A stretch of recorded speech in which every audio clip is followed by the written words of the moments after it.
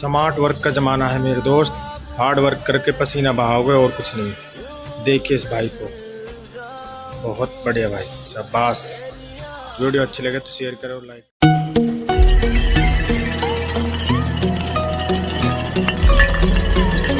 अम्मी जान कहती थी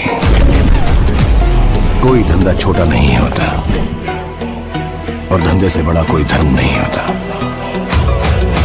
अब यही मेरा कलमा है और यही मेरा मजहब।